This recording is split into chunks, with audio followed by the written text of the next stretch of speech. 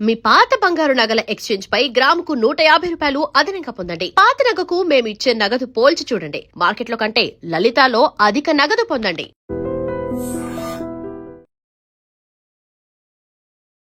Iran మీద America తీవ్ర స్థాయిలో దాడులు చేస్తోంది. దాదాపుగా 140 ప్రాంతాల్లో మిసైళ్ల వర్షం కురిపించింది అమెరికా.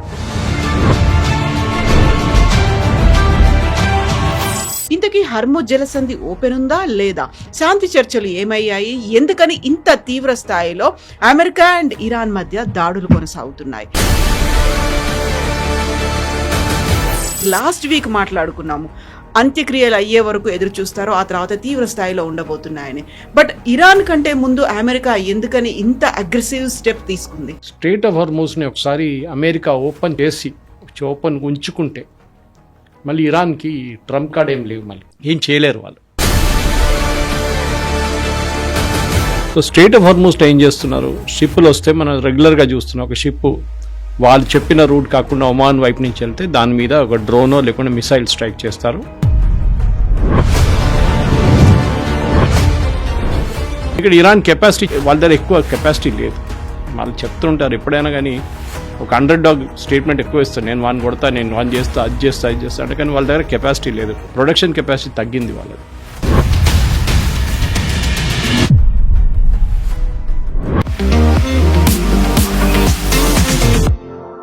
నమస్తే, నేను Kavitha. Welcome to I dream news and నిజాలు. ఇరాన్ మీద అమెరికా తీవ్ర స్థాయిలో దాడులు చేస్తోంది.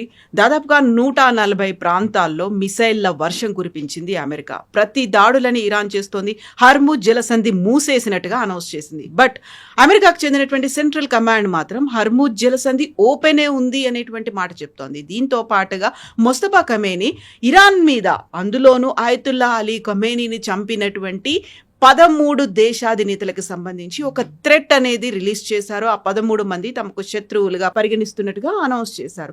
దీంతో పాటుగా గల్ఫ్ కంట్రీస్ ఏవైతే అమెరికాకు మద్దతుగా ఉన్నాయో వాటిని కూడా టార్గెట్ చేసుకుని ఇరాన్ దాడులు కొనసాగిస్తోంది. ఇంతకీ హర్ముజ్ జలసంధి ఓపెన్ ఉందా లేదా? శాంతి చర్చలు ఏమయ్యాయి? ఎందుకని ఇంత తీవ్ర స్థాయిలో అమెరికా అండ్ ఇరాన్ మధ్య దాడులు కొనసాగుతున్నాయి? మనతో పాటుగా ఉన్నారు సీనియర్ జర్నలిస్ట్ సురేష్ కోచతిల్ గారు. సార్ నమస్తే. సో మనం లాస్ట్ వీక్ మాట్లాడుకున్నాము, అంత్యక్రియలు అయ్యే వరకు ఎదురు చూస్తారో ఆ తర్వాత తీవ్ర స్థాయిలో ఉండబోతున్నాయని. బట్ ఇరాన్ కంటే ముందు అమెరికా ఎందుకని ఇంత అగ్రెసివ్ స్టెప్ తీసుకుంది? దీంట్లో అన్నిటికంటే పెద్ద ప్రైజ్ ఇప్పుడు స్ట్రెయిట్ ఆఫ్ హార్మోజ్. ఇరాన్ కాదు, న్యూక్లియర్ వెపన్ కాదు, మిసైల్ కాదు, డ్రోన్ కాదు. స్ట్రెయిట్ ఆఫ్ హార్మోజ్ని ఒకసారి అమెరికా ఓపెన్ చేసి ఓపెన్ ఉంచుకుంటే మళ్ళీ ఇరాన్కి ట్రంప్ కార్డ్ ఏం లేవు, మళ్ళీ ఏం చేయలేరు వాళ్ళు. వాళ్ళ main point strait of Hormuz. So strait of Hormuz ఏం చేస్తున్నారు, షిప్పులు వస్తే మనం రెగ్యులర్గా చూస్తున్నాం. ఒక షిప్ వాళ్ళు చెప్పిన రూట్ కాకుండా ఒమాన్ వైపు నుంచి వెళ్తే దాని మీద ఒక డ్రోనో లేకుండా మిసైల్ స్ట్రైక్ చేస్తారు. ఇమ్మీడియట్గా అమెరికా వాళ్ళ మీద దాడి చేస్తారు, ఇరానియన్ పొజిషన్ మీద. ప్రొపోర్షనేట్ రెస్పాన్స్ అంటే మీరు 2 మిసైల్ కొడితే మేము 2 మిసైల్ కొడతాం. దాని తర్వాత అమెరికాకి అర్థమైపోయింది ఒక 5-6 రోజుల ముందు ఇది నడవదు, we have to scale up the operation అని. సో వాళ్ళు ఏం చేశారంటే మీరు చెప్పినట్ల లాస్ట్ వీక్ ఫ్రైడే అనుకుంటా, ఫ్రైడే రాత్రి 80 సైట్స్ మీద దాడి చేశారు. 80 సైట్స్ అంటే ఇదంతా స్ట్రెయిట్ ఆఫ్ హార్మోజ్ నుంచి వచ్చిన అదే రూట్ నుంచి ఎక్కడెక్కడ ఈ చిన్న చిన్న బోట్లతోని వీళ్ళు ఫైర్ చేస్తున్నారో లేకుంటే ఫిక్స్డ్ పొజిషన్ నుంచి ఫైర్ చేస్తున్నారు, దాని మీద దాడి చేశారు అమెరికా. చాలా నష్టాలు జరిగినాయి ఇరాన్కి. వాళ్ళు చెప్పట్లేదు కానీ there is a huge damage. ఇది ఎప్పుడో చేయాలండి, అమెరికా చేయలేదు. వాళ్ళు చేసిన అన్నిటికంటే పెద్ద తప్పు అది. దాని తర్వాత మళ్ళీ ఒక సిప్రియాట్ షిప్ అనుకుంటా, దాని మీద దాడి చేసి ఇండియన్ సీఫేరర్స్ ఉన్నారు, దాంట్లో ఒకరికి కనిపించట్లేదు. 10 మంది బయటపడ్డారు, వాళ్ళని రెస్క్యూ చేశారు. దాని తర్వాత అమెరికా 140 స్థానాల మీద దాడి చేశారు. ఇప్పుడు ఇరాన్ది ఏమవుతుందంటే ఈ మిలిటరీ పార్లెన్స్లో కవిత గారు ఒక టర్మ్ ఉంటుంది, డిగ్రేడేషన్ అని. మీరు మొత్తం ధ్వంసం చేయక్కర్లేదు, మీరు డిగ్రేడ్ చేయొచ్చు వాళ్ళ కెపాసిటీని. మెల్లమెల్లగా కోసుకుంటూ వెళ్తే వాళ్ళకి లాస్ట్ కెపాసిటీ ఉండదు. అది ఇప్పుడు జరుగుతుంది. మొన్న ఇరాన్ చేసిన దాడిలో మీరు చూసుంటారు, వాళ్ళు షిప్స్ మీద దాడి చేశారు. ఇప్పుడు లాస్ట్ 24 అవర్స్లో వాళ్ళు దాడి చేయలేకపోతున్నారు. ఎందుకంటే ఎప్పుడైనా వాళ్ళు దాడి చేసినప్పుడు క్లియర్గా శాటిలైట్ ఇమేజరీ ఉంటుంది అమెరికా దగ్గర. ఎందుకంటే వాళ్ళ శాటిలైట్స్ అంతా ఆ ఏరియాలో ఫోకస్డ్ ఉంది. వాళ్ళకి క్లియర్గా తెలిసిపోతుంది ఏ లాటిట్యూడ్, ఏ లాంజిట్యూడ్ నుంచి ఇది మిసైల్ బయటకు వచ్చిందని, లేకుంటే ఏ బోట్ ఎక్కడి నుంచి బయటకు వెళ్ళింది, చిన్న బోట్స్ ఎక్కడ వెళ్ళింది. సో వాళ్ళు ఏం చేస్తున్నారంటే అమెరికా ఇప్పుడు వాళ్ళ సెంట్కామ్, వాళ్ళ సెంట్రల్ కమాండ్ ప్రెసిడెంట్ ట్రంప్ ఆదేశాల ప్రకారం వాళ్ళు కంప్లీట్గా దీన్ని డిగ్రేడ్ చేస్తున్నారు. ఇంకొక 10 రోజులు ఇట్లనే బాంబ్ చేసుకుంటూ పోతే ఇరాన్ దగ్గర స్ట్రెయిట్ ఆఫ్ హార్మూజ్లో ఏముండదు. ఒకటి మనం అర్థం చేసుకోవాలి, ఇరాన్ దగ్గర అది కాకుండా స్ట్రెయిట్ ఆఫ్ హార్మూజ్ ఉన్న చిన్న చిన్న ఆపరేషనల్ యూనిట్స్ కాకుండా వాళ్ళ దగ్గర కెషమ్ ఐలాండ్ చెప్పి ఒక ఐలాండ్ ఉంది. అదే in the top portion of strait of Hormuz. In fact Persian గల్ఫ్లో అన్నిటికంటే పెద్ద ఐలాండ్ అది. ఆ ఐలాండ్లోనే ఐఆర్జీసీ వాళ్ళందరూ ఉన్నారు. సివిలియన్స్ ఉన్నారు కానీ బహుశా ఒక 50,000 మంది అంతా ఉన్నారు, కానీ మిగతా అంతా ఐఆర్జీసీ వాళ్ళు. అమెరికా ఏం చేస్తున్నాడు, ఇప్పుడు దాని మీద కన్సిస్టెంట్గా దాడి చేస్తున్నారు. ఒకసారి కెషమ్ ఐలాండ్ని కొట్టేస్తే వాళ్ళ మెయిన్ వెపన్ పోతుంది. రెండవది Iran life line Bandar Abbas వాళ్ళ మెయిన్ పోర్ట్, అది దీని పక్కనే కొంచెం ఒక మేబీ అనదర్ 50 నుంచి 60 కిలోమీటర్ దూరంలో ఉంటుంది. దాని మీద కూడా కన్సిస్టెంట్గా దాడి చేస్తున్నారు. ఇరాన్కి వచ్చే సరుకులంతా 2-3 రూట్లు ఉన్నాయి. ఒకటి పాకిస్తాన్ నుంచి వస్తుంది బై రోడ్, ఇంకోటి తజికిస్తాన్ నుంచి బై ట్రైన్, అది చైనా నుంచి కూడా వీళ్ళు మిసైల్ పార్ట్స్ తెచ్చుకోవడానికి యూజ్ చేస్తారు వాళ్ళు. సో ఇది వాళ్ళ 2 రూట్స్. మూడో రూట్ ఏమో బందర్ అబ్బాస్లో రావాలంటే మీరు అరేబియన్ సీ నుంచి వచ్చి స్ట్రెయిట్ ఆఫ్ హార్మూజ్ నుంచి ఎంటర్ అయ్యి మళ్ళీ ముందుకు వెళ్ళాలి. ఇప్పుడు అమెరికా దాన్ని బాంబ్ చేస్తున్నారు రెగ్యులర్గా. రెండోది ఏం చేస్తారంటే మొన్న జరిగిన ఫ్యూనరల్ టైంలో, ఫ్యూనరల్ రోజే మషాద్ దగ్గర ఒక మెయిన్ బ్రిడ్జ్ ఉండే, ఈ రైల్వే లైన్ తజికిస్తాన్కి వెళ్ళే లైన్ని దాన్ని కట్ చేసేసారు అమెరికా, అంటే బాంబ్ చేసేసారు. దాంతో 2-3 ఇండికేషన్స్ వెళ్ళిందని. ఒకటి, మషాద్లోనే మేము కొట్టాం, అది ఫ్యూనరల్ నడుస్తుంది అదే టైంలో జరిగింది ఇది. రెండవది, తజికిస్తాన్ నుంచి మీరు తెచ్చుకుంటున్న సరుకులు ఇప్పుడు ఉండవు, మీకు స్పెషల్ కట్ ఆఫ్ చేసిన చైనా దగ్గర నుంచి వస్తున్న మెయిన్గా. ఇప్పుడు వాళ్ళ దగ్గర ఎక్కడుంది, పాకిస్తాన్ నుంచి వచ్చే సరుకులు. దాన్ని కూడా యుఎస్ ఇవ్వాలో లేకుంటే రేపో ఎల్లుండో దాన్ని కూడా కంట్రోల్ పెట్టేస్తారు.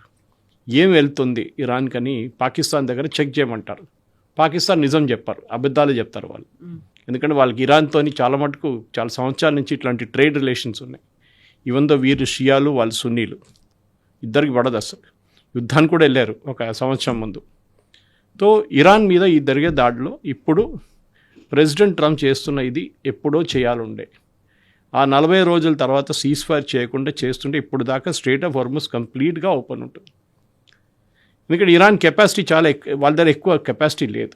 వాళ్ళు చెప్తుంటారు ఎప్పుడైనా కానీ ఒక అండర్ డాగ్ స్టేట్మెంట్ ఎక్కువ ఇస్తాను, నేను వాడిని కొడతా, నేను వాడిని చేస్తా, అది చేస్తా అంటే, కానీ వాళ్ళ దగ్గర కెపాసిటీ లేదు. ఇప్పుడు ప్రొడక్షన్ కెపాసిటీ తగ్గింది వాళ్ళది. రష్యా దగ్గర నుంచి ఆయుధాలు రావట్లేదు, రష్యా ప్రాబ్లమ్స్ ఉన్నాయి, చైనా దీంట్లో ఇన్వాల్వ్ కాకట్లేదు. ఇప్పుడు ఇరాన్ మీద శాంక్షన్స్ పెట్టారు నిన్నటి నుంచి, ఫైనాన్షియల్ శాంక్షన్స్. అంటే ఎవరైనా ఇరాన్ దగ్గర నుంచి ఆయుధాలు కొంటారో, ఆయుధాలు డబ్బులు తీసుకుంటున్నారో, లేకుంటే ఆయిల్ కొనుక్కుంటున్నారో, లేకుంటే ఆయిల్కి డబ్బులు ఇస్తున్నారో, వీళ్ళ మీద మొత్తం శాంక్షన్స్ పెట్టారు. అంటే డబ్బులు మూవ్ కాదు మీకు.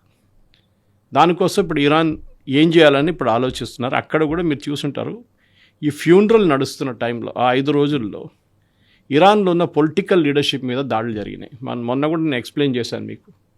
ఇది ఒకవైపు నుంచి మీకు ఐఆర్జీసీ ఉంటుంది, ఇంకోవైపు పొలిటీషియన్స్ ఉన్నారు, మూడో వైపు ముల్లాలు ఉన్నారు. దీంట్లో ఇప్పుడు ఇరాన్ కంట్రోల్ చేస్తుంది అంతా IRGC, okay, Iranian revolutionary guard corps. So ఈ ఐఆర్జీసీ కంట్రోల్ చేస్తున్న దాంట్లోనే స్ట్రెయిట్ ఆఫ్ హార్మూజ్లో కొంత లోకల్ కమాండర్స్కి వాళ్ళు కనెక్షన్ పోయింది వాళ్ళది, వాళ్ళు మాట్లాడుకుంటలేకపోయారు వాళ్ళు. ఇన్ఫ్యాక్ట్ మీరు గుర్తుంటుంది, ఆ రోజు ఇజ్రాయెల్ ప్రెసిడెంట్ ట్రంప్కి వార్నింగ్ ఇచ్చారు, దట్ మీ మీద దాడి జరగబోతుంది, మీ ఎయిర్ ఫోర్స్ 1 మీద ఒక అటాక్ జరగబోతుందని క్లియర్గా వార్నింగ్ ఇచ్చారు అంకారా నుంచి టేక్ ఆఫ్ చేస్తున్న టైంలో. ఎందుకంటే టర్కీలో చాలామంది షియాలు ఉన్నారు. సో లోన్ వూల్ఫ్ అటాక్ జరగవచ్చు, మీ మీద ఏదైనా హ్యాండెల్ మిసైల్ పెట్టి ఎయిర్ ఫోర్స్ 1 మీద కొట్టచ్చు అని చెప్పి. ఇది ఒక రికార్డెడ్ కాన్వర్జేషన్. ఇరాన్ నుంచి అక్కడ ఉన్న ఒక సీనియర్ ఐఆర్జీసీ కమాండర్ టర్కీలో ఉన్న ఒక టీంకి బ్రీఫింగ్ చేస్తున్నప్పుడు ఇజ్రాయెల్ రికార్డ్ చేశారు, ఓకే. అండ్ రికార్డింగ్ అంటే మనలాగా నార్మల్ రికార్డింగ్ కాదు, విత్ ప్రూఫ్ ఉంటుంది ఇది, ఓకే. ఇది స్టాంప్డ్ ప్రూఫ్ ఉంటుంది. సో టెక్నికల్ చాలా మటుకు వెరిఫై చేయాల్సి వస్తుంది. వెరిఫై చేశారు. సిఐఏ దగ్గర కూడా ఇన్ఫర్మేషన్ ఉండే. సో ఇప్పుడు ఇరాన్ దగ్గర ఉన్న అదే రోజు ఉన్న ప్రాబ్లం ఐఆర్జీసీ. అమెరికా ఇప్పుడు ఏం చేస్తున్నారంటే ఐఆర్జీసీ బేసిస్ మీద కొడుతున్నారు. ఒకసారి ఐఆర్జీసీ వీక్ అయితే వీళ్ళ పొలిటికల్ ఎస్టాబ్లిష్మెంట్ స్ట్రాంగ్ అయిపోతారు. నేను ఇదే చెప్తాను, మొన్న జరిగిన ఫ్యూనరల్ ప్రొసెషన్ టైంలో ఇరానియన్ ప్రెసిడెంట్ పెసిక్షన్ మనకు తెలిసింది, ఆయన మీద దాడి జరిగింది. ఆయన సెక్యూరిటీ డీటెయిల్, ఆయన చుట్టూ ఉన్న సెక్యూరిటీ డీటెయిల్ గుంజేసుకున్నారు క్రౌడ్. అరాచీని రాళ్ళతో కొట్టారు. ఆలోచించండి. అంటే యూఆర్ ఆల్ విత్ అమెరికన్స్, మీరు అమెరికన్స్తోని కుమ్మకైనా మీరు వాళ్ళ మాట వింటున్నారని చెప్పి వీళ్ళ మీద దాడి చేస్తున్నారు. ఇప్పుడు చెప్పండి, వీళ్ళు ఎందుకు ఇప్పుడు ఒమాన్ కానీ ఖత్తర్కి ఎందుకు వెళ్తారు? మీరు వెళ్ళరు. ఒకటి, వాళ్ళ మీద ప్రెషర్, డొమెస్టిక్ ప్రెషర్ ఉంది. రెండోది, వాళ్ళకి ఖత్తర్ మీద మీరు దాడి చేశారు. మొన్న ఖత్తారీ షిప్ మీద దాడి చేశారు. అంటే ఐఆర్జీసీ వాళ్ళు కావాలని చెప్పి ఖత్తర్ మీద దాడి చేస్తున్నారు. మీరు అర్థం చేసుకోండి నేను స్ట్రాటజీ. ఒకటే దేశం మీద ఇది దాడి జరగట్లేదు. సౌదీ అరేబియా, యుఏఈ మీద చేస్తున్నారు. ఎందుకు యుఏఈ మనం అర్థం చేసుకోవాలి. 2023లో ఒక ప్రాబ్లం ఉండే ఇరాన్కి. దాని తర్వాత గల్ఫ్ స్టేట్స్ అందరు కలిసి ఇరాన్తో కూర్చొని మాట్లాడారు, మాకు మీతోనేం ప్రాబ్లం లేదు, కానీ మీరు మా మీద దాడి చేయకూడదు, మా మీద అటాక్లు చేయకూడదు, మా మీద ఇండైరెక్ట్ అటాక్ కూడా చేయకూడదు. దాంట్లో దుబాయ్ని ఇరాన్ చాలా మటుకు వాడుకున్నారు. అంటే వాళ్ళ డబ్బులు నార్మల్ రూట్ నుంచి వెళ్ళట్లేదు. అమెరికా బ్లాక్ చేసి పడేసారు శాంక్షన్స్. 2023 కన్నా ముందు కూడా ఉంది. దట్ ఈస్ బైడెన్ టైంలో కూడా ఈ బ్యాన్ ఉండే, అండ్ ట్రంప్ ఫస్ట్ అడ్మినిస్ట్రేషన్లో స్టార్ట్ అయింది. వీళ్ళేం చేస్తున్నారంటే దుబాయ్లో ఉన్న కొన్ని కంపెనీలో పెట్టుబడి పెడుతున్నారు Iran through some other source. ఇప్పుడు మన దగ్గర మారిషియస్ అకౌంట్ ఒకటి ఉంది, చిదంబరం గారి టైంలో మొదలైంది. ఎవరు మారిషియస్లో ఉన్నారో మనకు తెలియదు. వాళ్ళ పెట్టుబడి 50 కోట్లు వచ్చి ఒక ఇండియన్ కంపెనీలో పడుతుంది. ఇదంతా మనకు తెలుసు, ఇట్స్ హవాలా డబ్బులు. కానీ ఏం చేయలేకపోతుంది, ఎందుకంటే మనకు మారిషియస్తో ఒప్పందం ఉంది. ఇప్పుడు కొంచెం టైట్ చేశారు దాన్ని, కేవైసీ పెట్టారు. కానీ ముందు అది లేకుండే. ఇరాన్ ఏం చేస్తున్నారు, అక్కడ ఫర్ ఎగ్జాంపుల్ పామ్ జుమేరియాలో 10 కాటేజెస్ కొనుక్కుంటారు, 10 విల్లాస్ కొనుక్కుంటారు. ఒక వారం తర్వాత 10 రోజుల తర్వాత అన్నీ అమ్మేసుకుంటారు. అమ్మేసుకొని దాన్ని క్రిప్టోలో కన్వర్ట్ చేసి వాళ్ళు ఇంటర్నేషనల్ పేమెంట్ చేస్తారు. వాళ్ళకు వచ్చే పేమెంట్ కూడా అట్లనే వస్తుంది. దుబాయ్ అంటే మీకు తెలుసు, Dubai is a commercial capital. వాళ్ళ దగ్గర ఆయిల్ లేదు. ఆయిల్ అంతా ఉన్నది అబుదాబి దగ్గర ఉంది, ఫుజారా అక్కడ అటువైపు ఉంది. దుబాయ్ మీద చేసినప్పుడు దుబాయ్ వాళ్ళు పట్టుకున్నారు దీన్ని. అండ్ వాళ్ళు అన్నారు, sorry you cannot do this, మా మీద మళ్ళీ అమెరికా వచ్చి మా మీద శాంక్షన్స్ పెడతారు, మీరు తీసేయండి అన్నారు. దానికోసం దుబాయ్ మీద ఎంత కోపం ఉంది. పదే దుబాయ్ మీద ఎందుకు అటాక్ చేస్తున్నారు? Because of this. వాళ్ళు అబుదాబి మీద చేయట్లేదు చూడండి. They are not attacking other parts. Fujairah మీద 1-2 సార్లు చేశారు ఎప్పుడో ఒకసారి, కానీ దే మెయిన్గా అటాక్ చేస్తున్నారు. నిన్న జరిగిన ఒక దాడిలో ఖత్తారీ ఆయిల్ ఫీల్డ్స్ మీద కొట్టారు. ఇరాన్ లాజిక్ ఏంటి? ఇరాన్ ఎప్పుడైనా అంటే ఇరాన్ అంటే ఐఆర్జీసీ దాడి చేస్తున్నప్పుడు ఏమంటారు, మేము అమెరికన్ అసెట్స్ని కొడుతున్నాం, వాళ్ళ బేస్లు ఎక్కడున్నాయో దాన్ని అటాక్ చేస్తున్నాం.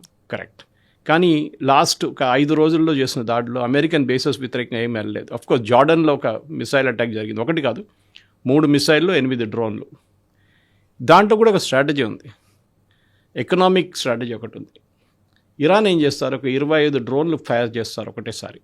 దాంతోపాటు ఒక 3 మిసైల్ కూడా ఫైర్ చేస్తారు. ఇది వాళ్ళు అడ్డుకోవాలంటే ఫర్ ఎగ్జాంపుల్ యూఏఈ అనుకోండి.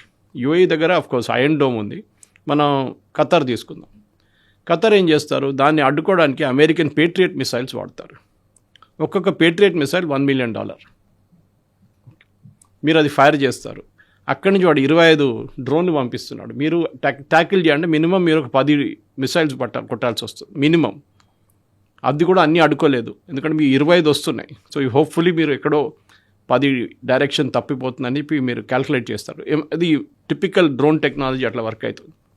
ఏం చేస్తున్నారు, వీళ్ళు ఫైరింగ్ చేస్తున్నప్పుడు ఈ $1 మిలియన్ ఖర్చు అవుతుంది. అక్కడి నుంచి వస్తున్న డ్రోన్లు $20,000 డ్రోన్, లేకుంటే ఒక నాట్ ఈవెన్ $500,000, 1/4 మిలియన్ అనుకోవచ్చు ఒక మిసైల్. తో వీళ్ళు ఒక్కొక్కసారి ఫైర్ చేస్తున్నాడు, వీళ్ళ ఖర్చులు ఎక్కువ అవుతుంది. సో దానికి ఒక ఎకనామిక్ స్ట్రాటజీ వాళ్ళది, ఇరాన్ది. వీళ్ళు ఎన్ని రోజులు పేట్రియట్ మిసైల్స్ కొనుక్కుంటారు. అమెరికా దగ్గరే పేట్రియట్ మిసైల్స్ అయినప్పుడు ఇప్పుడు వాళ్ళు ఖత్తర్కి ఎందుకు ఇస్తారు, సౌదీ అరేబియాకి ఎందుకు ఇస్తారు, కువైత్కి ఎందుకు ఇస్తారు, బహ్రెయిన్కి ఎందుకు ఇస్తారు? దానికోసం మొన్న జరిగిన ఒక దాడిలో ఇది ఎక్కువ పబ్లిసిటీ రాలేదు, కానీ ఈవెన్ అల్మంగ్ ద గల్ఫ్ స్టేట్ వాళ్ళు కొంచెం లో వాల్యూమ్గా ఉంచుకున్నారు దీన్ని. ఖత్తర్ అండ్ బహ్రెయిన్ కలిసి ఇరాన్ మీద దాడి చేశారు. ఎందుకంటే వాళ్ళు దే చిన్న countries compared to say Saudi Arabia, లేకుంటే ఖత్తర్ కూడా చాలా చిన్నది, 167 కిలోమీటర్లు అంతే. కానీ అట్ లాంగెస్ట్ పాయింట్ మీరు ఒక సౌదీ అరేబియా, యుఏఈ పెద్ద దేశాలు, కానీ Qatar and Bahrain and Kuwait చాలా చిన్న. సో వాళ్ళు ఏం చేశారు, మేము ఎక్కువ రోజులు ఇది అడ్డుకోలేము, we cannot spend money fighting this for అని చెప్పి వాళ్ళ ఎయిర్క్రాఫ్ట్ యూజ్ చేసి బాంబ్ చేశారు ఇరాన్ని. దానికోసం 3 రోజులు ముందు జరిగిన ఒక బాంబింగ్లో అమెరికా అన్నారు మేము చేయలేదు. ఒక మాట ఉంది క్లియర్గా, అమెరికన్ సెంట్కామ్ బాంబ్ చేస్తే వాళ్ళు క్లియర్గా చెప్తారు, వాళ్ళ ఎక్స్ హ్యాండిల్లో పెడతారు వాళ్ళు, that we have bombed 140 location 80 locations అని చెప్పేసి పేరుతో సహా చెప్తారు వాళ్ళు. కానీ మొన్న జరిగిన ఆ దాడిలో they didn't make any such announcement. కానీ ఇరాన్ అన్నారు మా మీద 8 మిసైల్స్తో ఫైరింగ్ జరిగింది, చాలా డ్యామేజ్ జరిగింది, 3 ఇంజర్డ్ అయ్యారు. దట్ వాజ్ దిస్ వీళ్ళిద్దరు. సో గల్ఫ్లో ఒక యుద్ధం ఇప్పుడు మారిపోతుంది. అమెరికా చాలా క్లియర్గా ఎప్పటి నుంచో గల్ఫ్ దేశాలకు చెప్తున్నారు మీరు కూడా మాతో రండి, అప్పుడు వీ కెన్ ఫైట్. నేటోని కూడా అదే అన్నారు, నేటో కూడా రాలేదు. అమెరికా ఏం చేస్తున్నారంటే వాళ్ళ బేస్ ఇంకొక రీథింక్ జరుగుతుంది అమెరికాలో. ఈ బేసులు పెట్టుకోవాలని ఉందా గల్ఫ్ రీజన్లో అని చెప్పి ఇప్పుడు ఆలోచిస్తున్నారు వాళ్ళు. ఇన్ఫ్యాక్ట్ చాలా బేసెస్ వాళ్ళు వెకేట్ చేశారు, వాళ్ళ మ్యాన్ పవర్ లేదు అక్కడ, హోటల్స్కి షిఫ్ట్ చేశారు వాళ్ళు. దుబాయ్ కానివ్వండి, ఖత్తర్లో కానివ్వండి, even Kuwait and Bahrain also. Bahrain దగ్గర వాళ్ళ 5th ఫ్లీట్ ఉంది, నేవల్ ఫ్లీట్ ఉంది, వాళ్ళని కూడా షిప్స్ అంతా అక్కడి నుంచి మూవ్ చేసేసారు వాళ్ళు. సో ఎందుకంటే ships are sitting targets, sitting ducks అంటాం మన ఇంగ్లీష్లో. వాడిని ఫాస్ట్గా మీరు మూవ్ చేయలేరు, ఎయిర్క్రాఫ్ట్ లాగా కాదు. ఎయిర్క్రాఫ్ట్ విత్ ఇన్ సెకండ్స్ మీరు ఇంకో దేశానికి తీసుకెళ్ళిపోవచ్చు. ఇది జరుగుతుంది ఇప్పుడు. సో అక్కడి నుంచి అమెరికా వెకేట్ చేయడం మొదలు పెడుతున్నా. ఇరాన్ స్ట్రాటజీ అది. ఇరాన్ స్ట్రాటజీ ఎప్పటి నుంచో ఏంటంటే ఇప్పుడు కాదు, వాడు 45 సంవత్సరాల ముందు నుంచి అమెరికాతో జరుగుతున్న ఈ ఘర్షణలో వాళ్ళకి చాలా క్లియర్గా అమెరికన్ అసెట్స్ని ఆ రీజన్లో ఉంచుకోకూడదు. ఏ రోజు అమెరికన్ మిలిటరీ అక్కడి నుంచి మూవ్ అయిపోతుందో సౌదీ అరేబియా లాంటి పెద్ద దేశాలు టోటలీ ఇన్స్టేబుల్ అయిపోతారు, unstable totally. Even Qatar for that matter. ఎంత డబ్బులు ఉన్నా కానీ మీ సొంత ఆర్మీ కంట్రోల్ చేయలేకపోతే పోతుంది. దానికోసం సౌదీ అరేబియా పాకిస్తాన్ తెచ్చి పెట్టుకున్నారు అక్కడ. వాళ్ళ దగ్గర వాళ్ళ ఆర్మీకి అంత కెపాసిటీ లేదు. So this is what is happening అనమాట. ఇంకా దీంట్లో ఇంటర్నల్ పాలిటిక్స్ చాలా ఉన్నాయి, కానీ first step, second step, third step జరుగుతుంది. కానీ ప్రెసిడెంట్ ట్రంప్ ఇంకొక 20-25 రోజులు if he continues with this bombing డెఫినెట్గా ఇరాన్ సరెండర్ అని కాదు, కానీ ఇరాన్ కెపాసిటీ పోతుంది. సో అంత్యక్రియలు అయిన వెంటనే ముస్తఫా ఖమేని 13 మందిని టార్గెట్ చేస్తుండగా వాళ్ళ పేర్లను అయితే అనౌన్స్ చేశారు. బట్ ఇదన్నీ కాకుండానే ట్రంప్కు చాలా కీలకమైనటువంటి పర్సన్, ఒక ఫ్రెండ్, సెనేటర్ని కూడా చంపేశారు. దాని వెనకాల ఇరాన్ అండ్ టర్కీ ఉంది అనేటువంటి మాటని డొనాల్డ్ ట్రంప్ చెప్తున్నాడు. సో అది ఇంకొక యుద్ధంగా పరిగణించబోతోందా? లిండ్సీ గ్రామ్ గురించి చెప్తున్నారా? లిండ్సీ గ్రామ్ ఇప్పుడే నేను మీతో కూర్చొని ఇనిషియల్ డిస్కషన్ టైంలో ఆయన పోస్ట్ మార్టం అని చెప్పలేము, కానీ ఆటోస్పీ రిపోర్ట్ వచ్చింది వాళ్ళ కరోనా, సేయింగ్ దట్ ఆయనకు హార్ట్ ప్రాబ్లం ఉండే, ఆ హార్ట్ ప్రాబ్లంతోనే చనిపోయారు. దాంతో ఒక మెడికల్ టర్మ్ కూడా చెప్పారు వాళ్ళు. ఆయనకి Lindsey Graham one of biggest opponent అని లిండ్సీ గ్రామ్ మనం భారతదేశం. మన మీద ఆయన చేసిన అక్రమాలు చాలా తక్కువ కాదు. మన మీద టారిఫ్లు తీసుకొచ్చారు చూడండి, ఇది లిండ్సీ గ్రామ్ పని. అది కాకుండా ఇప్పుడు 500% టారిఫ్ మన మీద పెడుతున్నారని చెప్పి నిన్నటి నుంచి మొన్నటి నుంచి ఇంకొక పుకారు మొదలైంది. ఆయన ఒక రెజల్యూషన్ వాళ్ళ కాంగ్రెస్లో తీసుకొస్తున్నారు, మనం రష్యా దగ్గర నుంచి ఆయిల్ కొంటున్నాం, దానికోసం మన మీద 500% పెనల్టీ పెట్టాలని చెప్పి ఇదే లిండ్సీ గ్రామ్ ప్రపోజ్ చేశారు. కానీ ఇనిషియల్ అజంప్షన్ ఏముందంటే ఆయన మొన్న యుక్రెయిన్ వెళ్ళారు 3 రోజుల ముందు. అక్కడ ఏదైనా పాయిజనింగ్ జరిగిందా అని డౌట్ ఉండే వీళ్ళకి.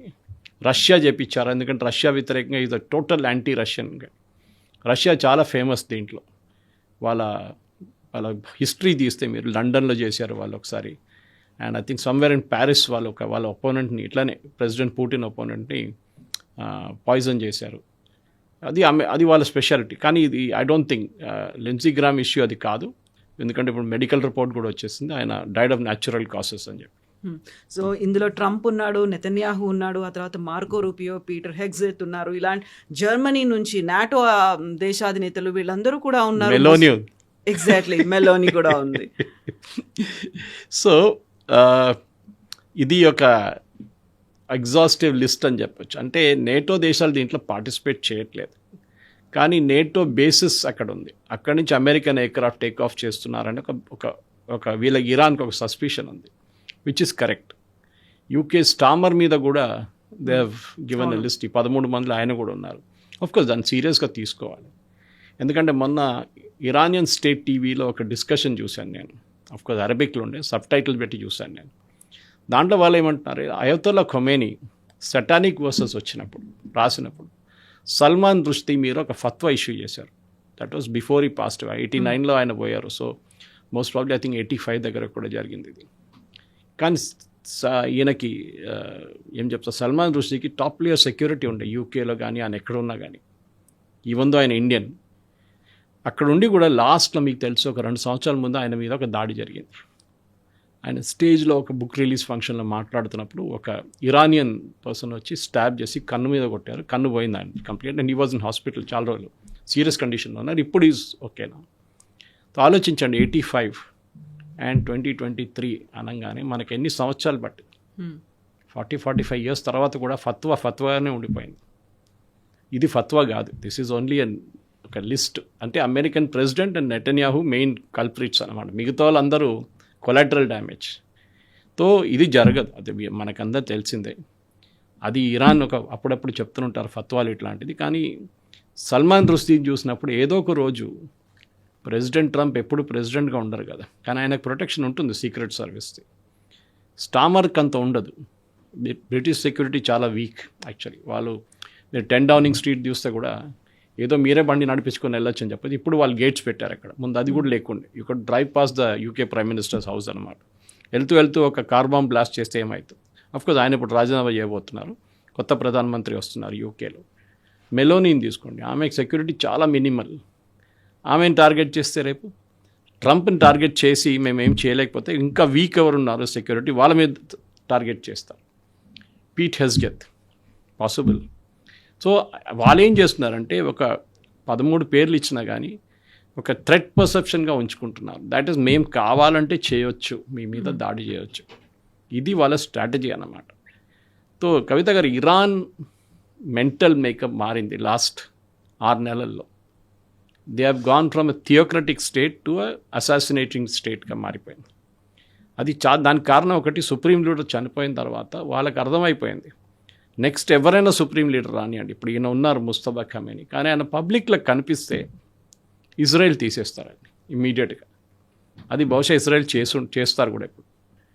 అది కాకుండా ఇప్పుడు ప్రెసిడెంట్ ట్రంప్ అదే అన్నారు, మేము అరాచీని లేకుంటే గాలిబాఫ్ని చంపి ఏం చేసుకుంటాం, మాకేం బెనిఫిట్ ఉంది, మాతో మాట్లాడుతున్న వాళ్ళే ఉన్నారని చెప్పేసి. సో ఇప్పుడు పీస్ టాక్స్ లేదు, ఇది సీజ్ ఫైర్ అయితే ఎప్పుడో పోయింది. కానీ అన్నిటికంటే ఇంట్రెస్టింగ్ ఏంటంటే ఇజ్రాయెల్ పొజిషన్. ఇప్పుడు అందరికి అనిపిస్తుంది ఇజ్రాయెల్ ఎప్పుడు చెప్పిన మాటే కదా, ఇప్పుడు ప్రెసిడెంట్ ట్రంప్ కూడా చెప్తున్నారు. ఇజ్రాయెల్ ఎప్పటి నుంచో చెప్తున్నారు, you can never believe Iran.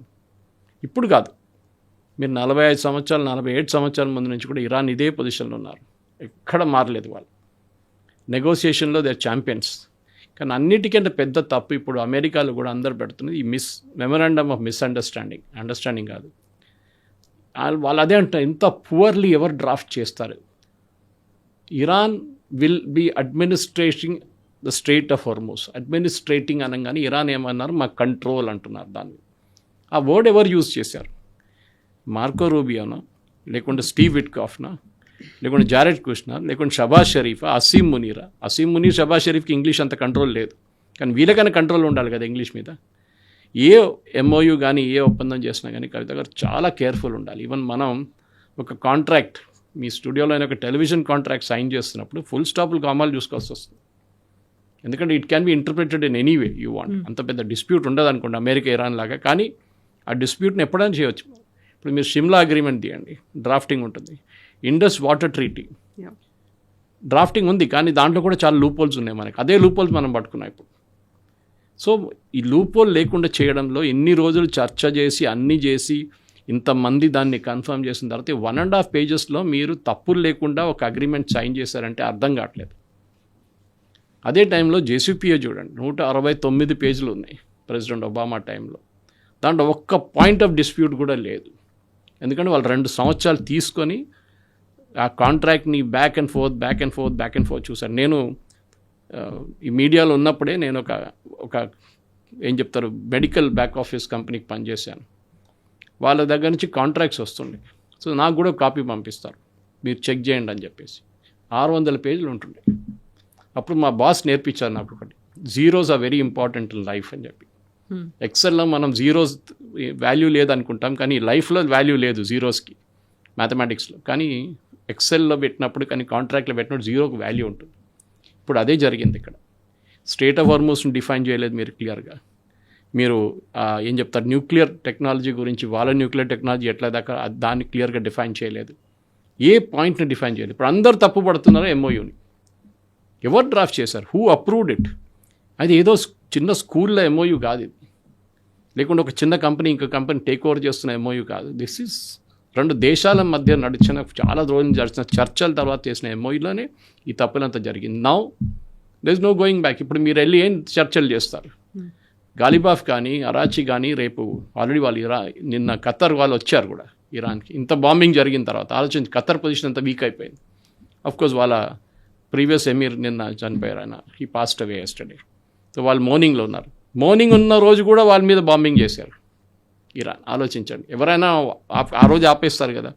ఈయన్ని ఖమేనీని ఏం చెప్తారు, వాళ్ళు 5 రోజులు జులూస్ తీసి ఫ్యూనరల్ అయినప్పుడు మీరు చూశారు కదా, వాళ్ళు అప్పుడు బాంబ్ చేయలేదు. అమెరికా లాస్ట్ డే చేశారు బికాజ్ ఆఫ్ ఫోస్ట్. కానీ వీళ్ళు అది కూడా లేదు, వీళ్ళకి ఎవరిని పట్టించుకోవట్లేదు. అప్పుడు నేను అనుకుంటాను, ఈ గల్ఫ్ దేశాలు చాలా మటుకు అమెరికన్ మీడియా ఏమంటున్నారంటే, గల్ఫ్ దేశాలు ప్రెసిడెంట్ ట్రంప్ దగ్గర వచ్చి అంటున్నారు మీరు బాంబ్ చేయకండి అని. కానీ ఎందుకు? ఇదే గల్ఫ్ దేశాలే ఈ సీజ్ ఫైర్ ప్రపోజ్ చేశారు 40 రోజుల తర్వాత. ఆ రోజు నేను అప్పుడు కూడా చెప్పాను కొన్ని డిబేట్స్లో, పాడ్కాస్ట్లో, మనం 40 తర్వాత ఇంకొక 10 రోజులు ప్రెసిడెంట్ ట్రంప్ ఇంకా బాంబ్ చేస్తే ఇరాన్ కంప్లీట్గా సరెండర్ అయిపోతుండే అప్పుడు ఇరానియన్ రెజీమ్స్. అప్పుడు ప్రెసిడెంట్ ట్రంప్ ఒక వర్డ్ వాడారు, ఐ వాంట్స్ అన్కండిషనల్ సరెండర్ అని చెప్పి. ఇప్పుడు ఆయన మాట్లాడలేదు దాని గురించి. ఆ రోజు జరుగుతుండేది, బట్ అది 10 రోజులు పొడిగించలేదు. అదే అక్కడ వచ్చిన తప్పు అన్నమాట. ఎనీవే, ఇప్పుడు జరుగుతున్న దాంట్లో చాలా ఇంపార్టెంట్ ఏంటంటే అమెరికా శాంక్షన్స్ పెట్టారు ఇరాన్. అది ఒక చాలా పెద్ద ఎకనామిక్ ఇంపాక్ట్ చేయబోతుంది. ఇప్పుడు సైప్రస్ జెండాతో వెళ్తున్నటువంటి వాణిజ్య నౌక మీద దాడి చేశారు. అందులో 11 మంది భారతీయులు ఉన్నారు. 10 మందిని రెస్క్యూ చేశారు. ఒక ఆయన ఇప్పటికీ కూడా కనిపించట్లేదు అనుకున్నప్పుడు భారతదేశం కూడా రెస్పాండ్ అయింది. ఇప్పుడు ఓన్లీ ఆ 3 దేశాల మధ్య సమస్య కాదు. ఇప్పుడు హర్ముజ్ మనం ఎంత ఇండో పసిఫిక్ రీజియన్లో ఎంత స్ట్రాటజిక్ పార్ట్నర్షిప్ అవన్నీ మనం డెవలప్ చేసుకుని డీల్స్ పెట్టుకున్నప్పటికి కూడా మన మీద అటాక్ చేశారంటే సైప్రస్ జెండాతో భారతీయులు ఎందుకున్నారు? లేకుంటే అది మన వాణిజ్య నౌకనా? అక్కడ ఉన్నటువంటి క్లారిటీ ఏంటది? దాని పాత పేరు ఒక ఇండియన్ పేరు లాగా ఉంది. ఈ షిప్స్ ఇప్పుడు కవిత గారు, అది మీరు ఇంటర్నేషనల్ మ్యారిటైమ్ ఆర్గనైజేషన్ చూస్తే, లేకుంటే లండన్లో ఉన్న వాళ్ళ మ్యారిటైమ్ ట్రాకింగ్ సిస్టమ్ చూస్తే, ఈ షిప్స్ ఇప్పుడు స్పెషల్లీ ఇట్లాంటి క్రైసిస్ సిచ్యువేషన్లో పేరు మార్చుతారు వాళ్ళు. మీరు ఆలోచించండి, మొన్న Khattar flagged ship LPG tanker move అవుతున్నప్పుడు దాని మీద కొట్టారు ఇరాన్. అంటే నాకు ఇప్పుడు చెప్పండి, ఖత్తర్ని వాళ్ళు అర్థం చేసుకోరా? ఖత్తర్ ఫ్లాగ్ వాళ్ళకి తెలియదా? ఖత్తర్ క్యాప్టెన్తో మాట్లాడుతున్నారు వాళ్ళు, మీరు ఆ రూట్లో ఎందుకు వెళ్తున్నారు, ఆ రూట్లో ఎందుకు వెళ్తారు, మా రూట్ పోయినారు అని చెప్పి మాట్లాడి ఆర్గ్యుమెంట్ జరిగింది వీళ్ళ నడిమిట్లో. It's on the net. అంటే వాళ్ళకి తెలుసు that is a Qatari ship అని చెప్పి అప్పుడు కూడా కొట్టారు వాళ్ళ మీద.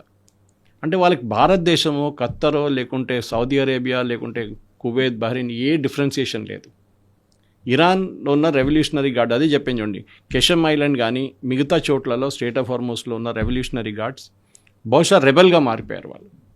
వారు రేపు ఇంకో సపరేట్ దేశంగా కూడా వాళ్ళు అనౌన్స్ చేయొచ్చు. వాళ్ళు ఆ పొజిషన్లో ఉన్నారు వాళ్ళు ఇప్పుడు. సో కంట్రోల్ లేదు, సెంట్రల్ లీడర్షిప్కి కంట్రోల్. ఆర్మీలో ఎప్పుడు ఒక కమాండ్ అండ్ కంట్రోల్ సిస్టమ్ ఉంటుంది. పైనుంచి ఆర్డర్ ఇస్తే కన్సిస్టెంట్గా, అది ఏ యూనిఫామ్ ఫోర్సెస్ కానీ ఉంటుంది, అది పోలీస్ కానివ్వండి పారామిలిటరీ కానివ్వండి, పైనుంచి ఆర్డర్ ఇస్తే అది ఫాలో చేయాల్సింది. యూ కెనాట్ క్వశ్చన్ బ్యాక్, ఎందుకు అని ఎప్పుడు అడగకూడదు. కానీ ఇరాన్లో ఎప్పుడు జరుగుతుంది ఏంటంటే, తెహరాన్కి కంట్రోల్ లేదు, స్టేట్ ఆఫ్ హార్మోస్లో ఉన్న వాళ్ళ మీద కంట్రోల్ లేకపోయింది. పాసిబ్లీ అక్కడ కొంతమంది ఇంగ్లీష్లో అంటారు రెనగేట్ కమాండర్స్ అంటే కొంచెం రెబెల్ కమాండర్స్ ఇప్పుడు వాళ్ళు దాడి చేస్తున్నారు షిప్ల మీద. వాళ్ళ స్ట్రాటజీ ఏంటనేది నేను అల్ జజీరాలో ఒక న్యూస్ ఐటమ్ని చూశాను. పాసిబ్లీ చర్చలు నడుస్తున్నప్పుడు, చర్చలు మొదలవుతుంది అనగానే 2 దేశాలు ఎప్పుడు అటాక్ చేయడానికి రెడీగా ఉంటారు. ఒకటి ఇజ్రాయెల్, ఇంకోటి ఈ ఐఆర్జీసీ వాళ్ళు. ఐఆర్జీసీ వాళ్ళు ఎప్పుడు వీళ్ళు వెళ్తున్నారు ఖత్తర్కి అనగానే, ఆర్ ఖత్తర్ వాళ్ళు ఇరాన్కి వస్తున్నారు కానీ ఆ రోజు దాడి జరిగింది. అంటే చర్చలు ఆపడానికి చేస్తున్నారు వాళ్ళు. అండ్ దిస్ ఐఆర్జీసీకి చర్చలు వద్దంటున్నారు. మీరు చెప్పాను చూడండి, పెస్కేషన్ ఆయన మీద దాడి చేశారు, అరాచీని రాళ్లతో కొట్టారు. అంటే వాళ్ళకు చర్చలు వద్దు. ఒక ఐఆర్జీసీలో ఒక పెద్ద ఫ్యాక్షన్కి ఈ చర్చలన్నీ అక్కర్లేదు అమెరికాతో. మేము ఒక నార్త్ కొరియాగా ఉండిపోతాం, కానీ మేము అమెరికాతో చర్చలు జరపము. ఎందుకంటే చర్చలు ఎక్కడికి వెళ్ళదు ఆనెస్ట్లీ. అది పాకిస్తాన్ కానీ ఖతర్ కానీ ఈవెన్ ఒమాన్ చెప్తున్నప్పుడు కూడా చాలా మటుకు ఇది ఎక్కడ వెళ్ళదు. ఒమాన్ రోల్ చాలా ఇంపార్టెంట్ ఉండే, వాళ్ళ మీద దాడి చేశారు. మళ్ళీ ఒమాన్ జేసీపీ అగ్రిమెంట్ మీకు గుర్తుంటుంది ప్రెసిడెంట్ ఒబామా టైంలో, దాంట్లో మెయిన్ ప్లేయర్ ఒమాన్ ఉండే నెగోసియేషన్స్లో. అప్పటి నుంచి వాళ్ళు ఇరాన్తో మాట్లాడుతున్నారు, ఇరాన్తో చాలా మంచి సంబంధాలు ఉన్నాయి వాళ్ళకి, కానీ వాళ్ళ మాట కూడా ఇప్పుడు పట్టించుకోవట్లేదు. సో ఇరాన్ ఒక లాలెస్ స్టేట్ అంటారు, ఒక నార్త్ కొరియా కాదు, నార్త్ కొరియా కన్నా చాలా దారుణ పరిస్థితులు వచ్చేసారు ఇప్పుడు. నార్త్ కొరియా అట్లీస్ట్ వాళ్ళు పని చూసుకుంటే వాళ్ళు కూర్చుంటారు ఒక చోట్ల, వాళ్ళు ఎక్కువ గొడవ చేయరు వాళ్ళు. But these people are become another Hamas version లాగా అయిపోయారు, హెజ్బుల్లా వర్షన్ లాగా అయిపోయారు. ఏదేదో కమాండర్లు ఎక్కడి నుంచి ఏదేదో చేస్తున్నారు, ఫైరింగ్ అక్కడ చేస్తున్నారు, ఫైరింగ్ ఇక్కడ చేస్తున్నారు, దాంతో మొత్తం యాక్టివిటీ ఆగిపోయింది. ఇప్పుడు స్ట్రైట్ ఆఫ్ హార్మజ్ బంద్ అయిందని ఇరాన్ చెప్తున్నారు, అమెరికన్ సెంట్కామ్ అంటున్నారు నో ఇట్ ఈస్ ఓపెన్. కానీ నిన్న 24 నౌకలే క్రాస్ అయింది, 24 షిప్స్. నేను మ్యారిటైమ్ డేటా చూశాను నేను ఇవాళ పొద్దున. దానికన్నా 4 రోజుల ముందు 76 క్రాస్ అయినాయి. And pre war before February 20 120 షిప్లు క్రాస్ అవుతుండే ప్రతిరోజు. అంటే మీరు ఆల్మోస్ట్ 80% పడిపోయింది ఇప్పుడు వాళ్ళ కెపాసిటీ. షిప్స్ మూవ్ కావాల్సింది అక్కడి నుంచి. నేను స్టార్టింగ్లో చెప్పాను చూడండి, పాడ్కాస్ట్ స్టార్టింగ్లో, దట్ మెయిన్గా ప్రెసిడెంట్ ట్రంప్ ఇప్పుడు ఒకటే ఏమైంది ఏంటంటే స్ట్రైట్ ఆఫ్ హార్మజ్ని ఓపెన్ పెడితే ఆయిల్ ప్రైసెస్ తగ్గిపోతుంది, స్టాక్ మార్కెట్ పైకి వెళ్తుంది. ఇప్పుడు 68 దాకా వెళ్ళిన ఆయిల్ ప్రైసెస్ ఇప్పుడు 75 దాకా వచ్చింది రిటర్న్. మళ్ళీ బ్రెంట్ క్రూడ్ ఆ రేట్లో ఉంది, బహుశా ఇవాళ పొద్దున్న 76 కూడా ఉండొచ్చు. ఆ ప్రైసెస్ని తగ్గించాలి ఇంకా, అది మెయిన్ ఎయిమ్ అన్నమాట. అది తగ్గిస్తే డెఫినెట్గా దానికోసం ఎంత ఎఫర్ట్ పెట్టారో అంత ఎఫర్ట్ పెడుతున్నారు స్ట్రైట్ ఆఫ్ హార్మజ్ మీద. దానికి తెలిసిపోయింది దాట్ అని చెప్పి ప్రెసిడెంట్ ట్రంప్కి. ఒక్క 10 రోజులు 20 రోజులు కంటిన్యూస్ బాంబింగ్ చేస్తే ఇరాన్ని డిగ్రేడ్ చేయవచ్చు. అప్పుడు కూడా ఇరాన్ మెయిన్ ఐలాండ్ మీద మిసైల్స్ ఉండొచ్చు, కానీ మీరు ఈ షిప్స్ మీద ఫైర్ చేయాలంటే మీరు మెయిన్ ఐలాండ్ నుంచి మీరు ఇరాన్ మెయిన్ సిటీస్ నుంచి ఫైర్ చేయలేరు. ఒక ఇస్ఫహానో లేకుంటే ఫోర్ద్రోనో లేకుంటే తెహ్రానో మీరు అక్కడి నుంచి ఫైర్ చేయలేరు, చాలా దూరం అది. మీరు ఫైర్ చేయాలంటే only strait of Hormuz. And strait of హార్మజ్ని కంప్లీట్గా డిగ్రేడ్ చేస్తే ఏ షిప్ మీద మీరు దాడి చేస్తారు. ఓకే, 80% ఆల్రెడీ తగ్గిపోయింది. అప్పుడు ఇంకొక 10% తగ్గిస్తే దెన్ షిప్స్ ఈజీగా మూవ్ కావచ్చు. అండ్ యూఎస్ సెంట్కామ్ అంటున్నారు మీకు ప్రొటెక్షన్ మేము ఇస్తాం, వీఆర్ దేర్ విత్ యూ. కానీ ఇక్కడే నేటో కూడా రావాలి, నేటో నేటో వచ్చి నేటో కూడా దీంట్లో సహాయం చేయాలి. ఎందుకంటే జార్జియా మెలోని కానీ జర్మన్ ఛాన్సలర్ని థ్రెటన్ చేస్తే మళ్ళీ వాళ్ళు కూడా యుద్ధాల్లో రావాలి కదా. వాళ్ళు కూడా even care stammer for that matter Britain కూడా దిగాలి. ఎనీవే మా పిఎంని మీరు థ్రెటన్ చేశారు, లేచే మేము కూడా వస్తున్నాం యుద్ధానికి, మేము we're already in war with you అని చెప్పి ఇది చేయాల్సింది. అండ్ బహుశా I think every 24 hours situation మారుతుంది. కానీ నేనైతే ఇప్పుడు కూడా నా అంచనా ఏంటంటే they should attack, consistently attack చేస్తే వాళ్ళని డిగ్రేడ్ చేయవచ్చు. దీంట్లో హిస్టరీలో చాలా ఎగ్జాంపుల్స్ ఉన్నాయి మీకు. సొమాలియన్ పైరేట్స్, ఒకసారి సొమాలియన్ పైరేట్స్ మొత్తం మీరు గల్ఫ్ ఆఫ్ ఏడెన్ నుంచి ఇటువైపు అరేబియన్ సీ దాకా వాళ్ళ కంట్రోల్లో ఉండే షిప్స్ అన్నీ హైజాక్ తీసుకెళ్ళిపోతుండే సొమాలియాకి. ఇప్పుడు చూడండి కంటిన్యూస్గా పెట్రోలింగ్ చేస్తున్నారు. ఇండియన్ నేవీ ఉన్నారు, మిగతా నేవీస్ కూడా ఉన్నారు, కానీ ఇండియన్ నేవీ మెయిన్గా మనకు ఎవరితో గొడవ లేదు. So we're from Arabian sea నుంచి మనం till gulf of Oman and beyond మనం పెట్రోలింగ్ చేస్తున్నాం. సో సొమాలీ పైరేట్స్ రావట్లేదు ఇప్పుడు, ఆ ప్రాబ్లమ్ సార్ట్ అవుట్ అయిపోయింది. ఇది కూడా అంతే. ఇంకొక 10 రోజులు కన్సిస్టెంట్గా అమెరికా బాంబింగ్ చేసి వాళ్ళ కెపాసిటీ తీసేస్తే, వాళ్ళ లాంచింగ్ సైట్స్ తీసేస్తే, వాళ్ళ మిసైల్ సైట్స్ తీసేస్తే, వాళ్ళ డ్రోన్ ఎక్కడెక్కడ స్టోర్ చేసేస్తే, అండ్ దెన్ బోట్స్, చిన్న బోట్స్, దెన్ ఇరాన్ సరెండర్ అవుతారు. డెఫినెట్గా Iran will keep it open, వాళ్ళకి చాయిసే లేదు. Thank you so much. Thank you very much.